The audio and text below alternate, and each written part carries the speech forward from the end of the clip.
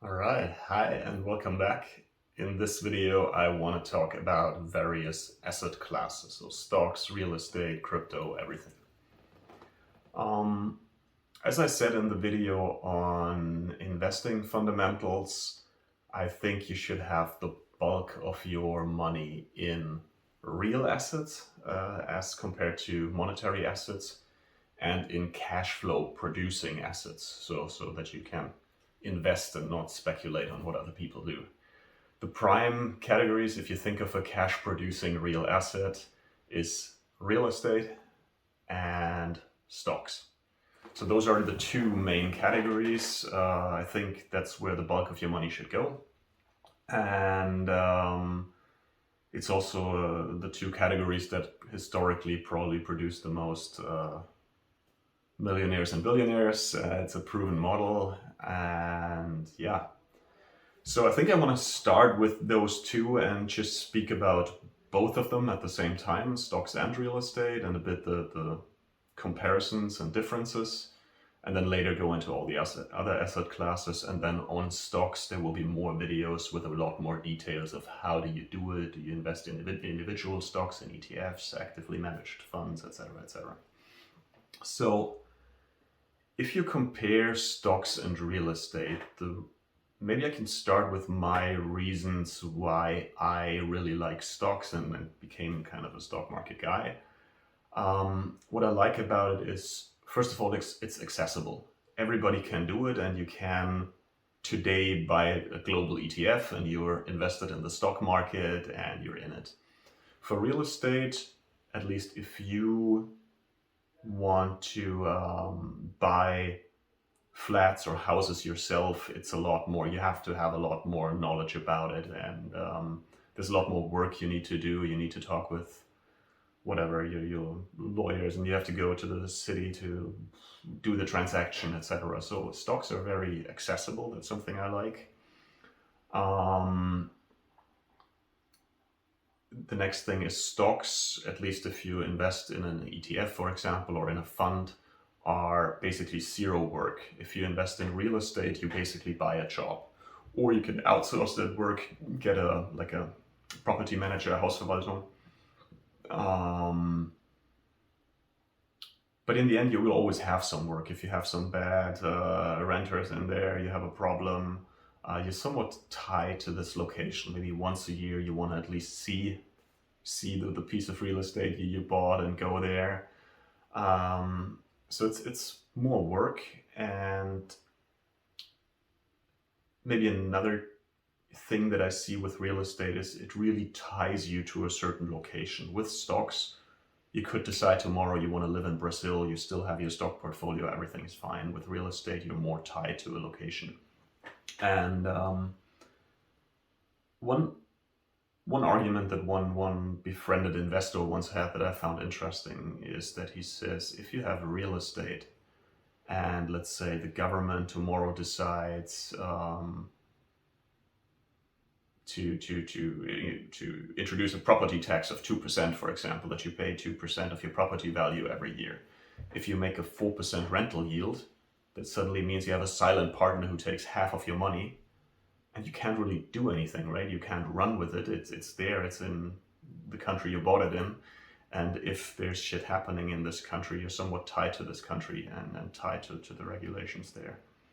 So it's a lot less flexible real estate and doesn't give you the money to run. Um, I think what's also nice about stocks is the government inherently always has a certain incentive to keep the economy running and keep companies running. So I think you have some form of protection in that sense, maybe that you don't have in real estate. What else? I think another difference is with real estate. Maybe we can talk about returns in the stock market. If you look at a very long historic context, the stock market produced around 10% per annum, which is a pretty good return. After inflation, depending on how much inflation is, it's maybe more like 5 to 7%, something like that. With real estate, if you look at how prices of real estate develop over time, it's certainly a way lower return. It's maybe in 4 to 5% range. So after inflation, there isn't that much left. So it's a little bit more than inflation. But then on the other hand, if you buy real estate, you usually put some leverage on, you put some debt on. And that can increase your return. So also with real estate, you could have made really good returns in the past. Leverage in itself is a topic. If you invest in the stock market, you usually do so without leverage. If you buy real estate, you usually have quite some heavy leverage, which usually is fine and usually goes right, but it's still something you should consider. Having that amount of debt isn't always a great thing necessarily.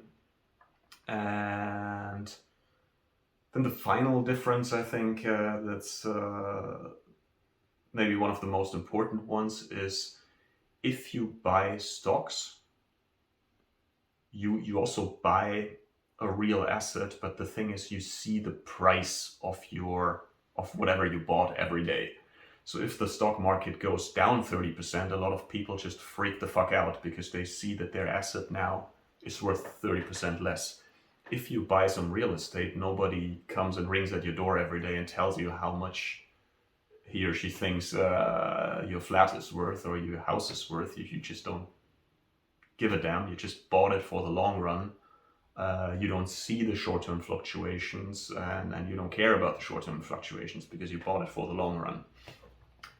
Ideally, you have the same mentality in the stock market, that you say, hey, I bought a real asset, I bought a real piece of a company that's still around in 20 years. I bought a piece of Nestle or of whatever, of Google or something like that, and it's a real thing. And if the prices go down, I don't care because I don't have to sell, and I don't care what other people do and how crazy they get about things or how worried they become. I just keep it, and if I have the option to, I'm actually happy if prices drop because I can simply buy more. And I feel in general in the stock market, that's the attitude you should have, because over the next 20, 30 years, you're probably a net buyer of stocks. You will buy more and more and more stocks over the next 20 years. So you should be happy if the prices are low because you are a buyer. So in the end, I think I'm usually happy if a stock market crash happens, and I think you should be too. And that's something that I really like about the stock market. I think that's the beautiful thing about the stock market. That's why I like it more than, let's say, private equity. That's why I like it more than real estate, simply because of the craziness and the ups and downs, because you can simply use that as an investor if you're a bit more emotionally stable or a bit less crazy than other people. And so I really enjoy this part of it, and I really like the ups and downs in the stock market and think there are opportunities. But many people are just not made for it, or they just will always freak the fuck out if prices go down. And for those people, maybe it's better if they buy real estate. And I think real estate also gives people a bit of a sense of, I can touch it, I can go there, I can touch it, I can live in it. It feels more like a real thing than stocks, even though I would argue stocks are as much a real thing. The business is there, you could go there and touch people who work there or the building. It's still a real thing. But I think for some people, for their temperament and their emotions, it may be just better to go with real estate. I think also you should diversify maybe a bit between the two. So I'm a stock market guy. Maybe for me it would be good to get a bit of real estate. Vice versa, if you just bought your own house and start paying that down and a bit more cash accumulates, I'm actually a fan of then buying some stocks and not putting even more in the same basket by buying a flat that you rent out, but really then going for stocks that you have a bit of a balance between the two.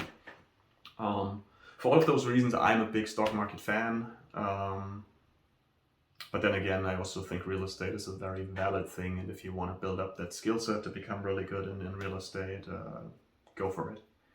There are also real estate funds, closed or open real estate funds. I don't know a lot about it. You have the problem that you have to evaluate the fund, whether they are in some ways siphoning money off of you or fuck you over in another way, whether the real estate they buy is actually good. So it's all a bit more complicated than, let's say, investing in an ETF. So it's another reason why I think stocks are really, really nice, and ETFs or like broad funds are kind of nice. Um, yeah, I think that's it about stocks and real estate.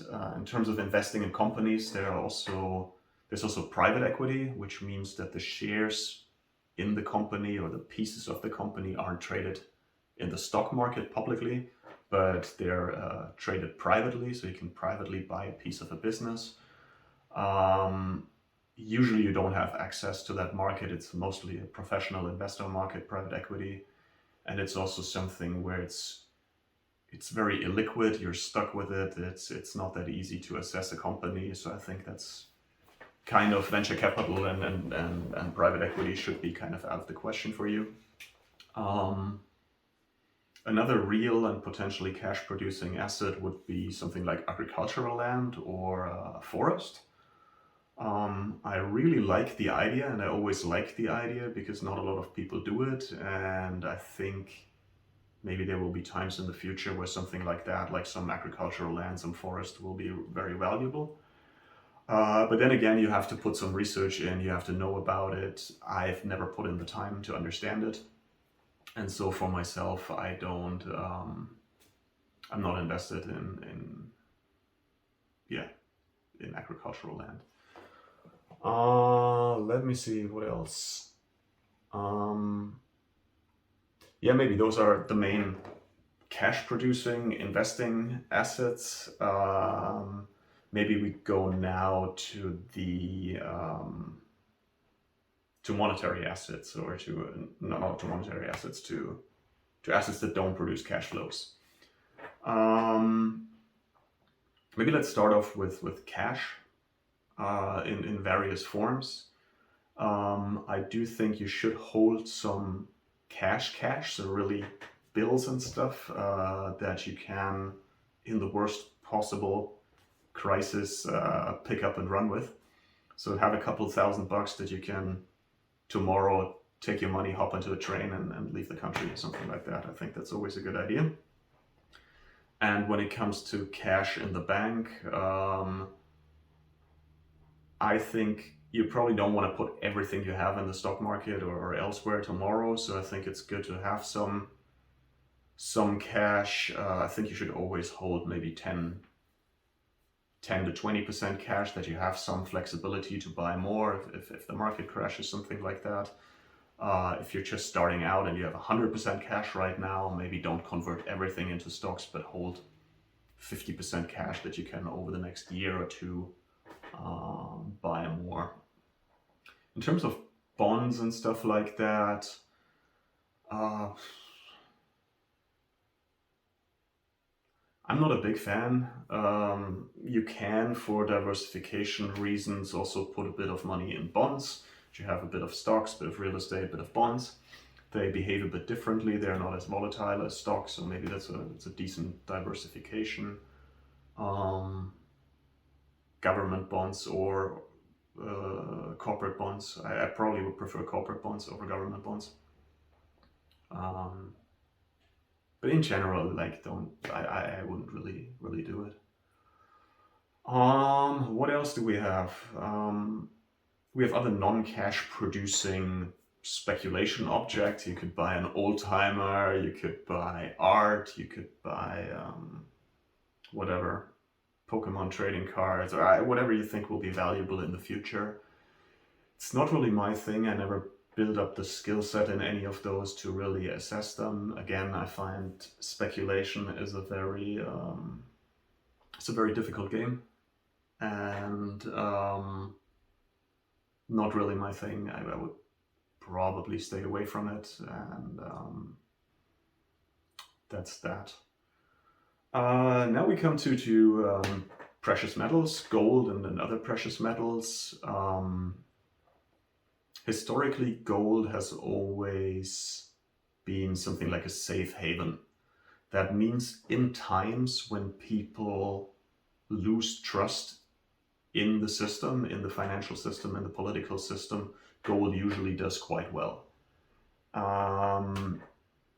Oftentimes assets in general first are all somewhat correlated. That means when a crisis hits, for example, stock market goes down, gold goes down, everything goes down, because a lot of people flee into liquidity, especially into the US dollar.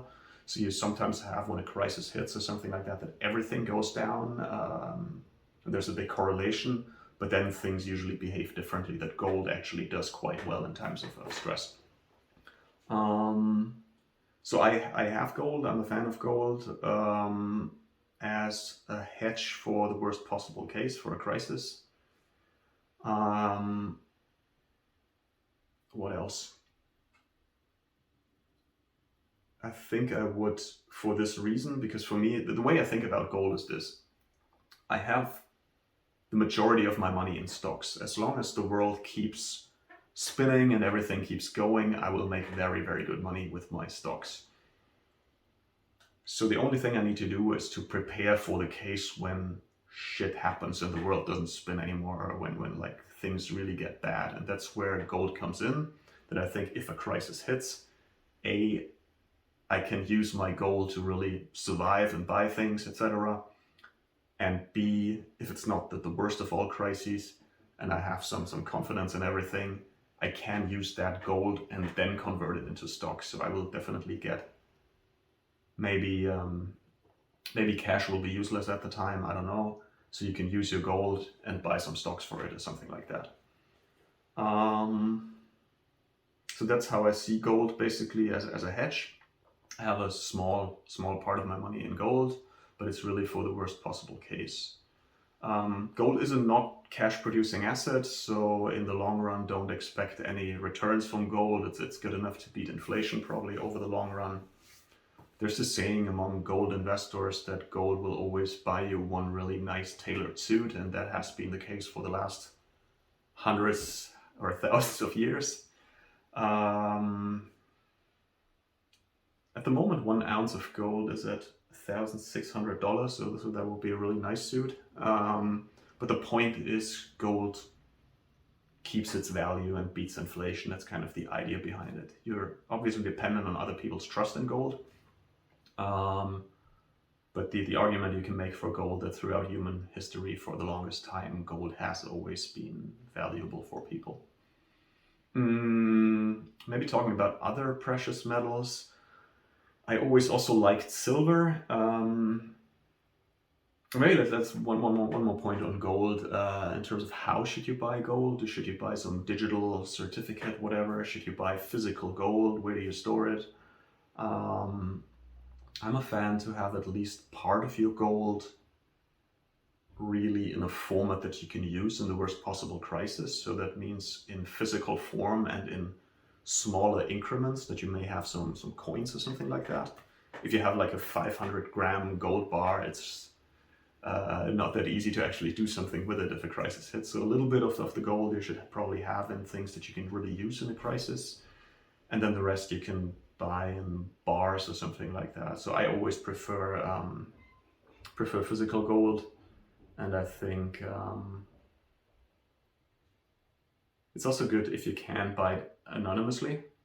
Like, you don't necessarily want the government to know that you have gold, because there have been times of gold prohibition in the past, and you don't want somebody to ring at your door and ask you for your gold.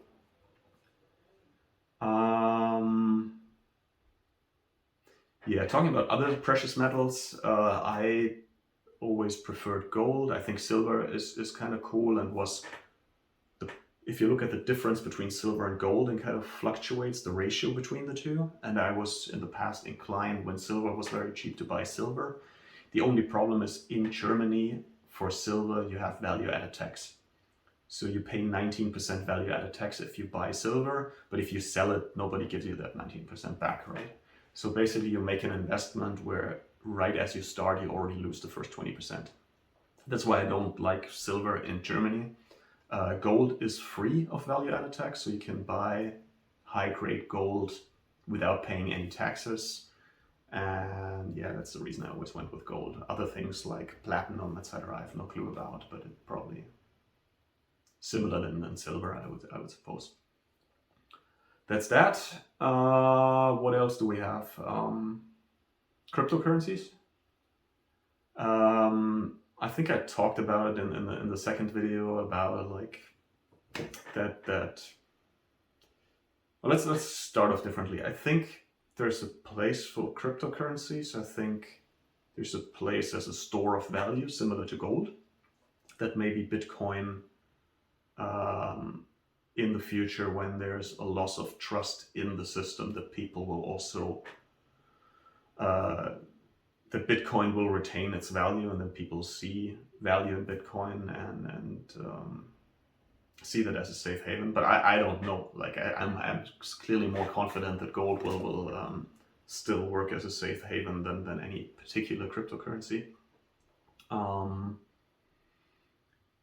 I think another thing with cryptocurrencies is, even if you believe that blockchain and also cryptocurrencies are the future, you still have to pick the right one, right? There are hundreds of cryptocurrencies and they will not all survive. The majority of them will eventually go to zero or close to zero. And so the question is really like, how do you select the winner? And I assume most likely you can't.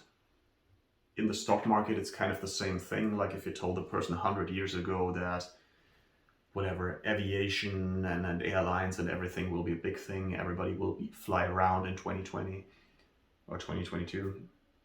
Actually, people are not flying right now. They would have bought stocks of airplane manufacturers and all kinds of airlines, but the problem is along the way, so many of them went bust that you wouldn't have actually made a good return, also for other reasons. So even if you knew that some cryptocurrencies are around in 50 years time, picking the right ones will be very hard. And maybe Bitcoin, because the OG of cryptocurrencies, will be one that will always be around. Bottom line is, I don't know anything about crypto. If you want to specifically go into crypto, ask somebody who knows a lot about crypto, but also be aware that things do look very bubbly right now. Every taxi driver, Uber driver asks about or talks about crypto and this and that, which is usually a sign of a bubble. And I'm skeptical about that this time is different claim. And I think people should get maybe, or like it's probably beneficial to get some historic context, read a bit about former manias and bubbles and the tulip mania, and read a book like Famous Financial Fiascos or something like that to get a bit of, there's one book now about Beanie Babies and that whole bubble. So be careful for that. And I think like if you want to put like 10% of your money in crypto, it's great. If you want to go all in on crypto, I'm out. It could go very well. It could deliver spectacular returns for a lot longer, but it's something that I don't think I can even fully understand, and so I'm staying away from it pretty much entirely. Maybe I will get a little bit of crypto just for this diversification and worst case crisis thing. NFTs, don't even get me started. I think that's if I look at these cyberpunk things, or at like this little test picture that was sold for a couple $100,000, yeah, it's insane. Yeah, I think that's it on the major asset classes. Asset allocation, I probably do another video where basically, probably I do that as the next video, where we talk a bit about like how much do you put into each bucket and how do you think about it. So that's it. See you in the next one.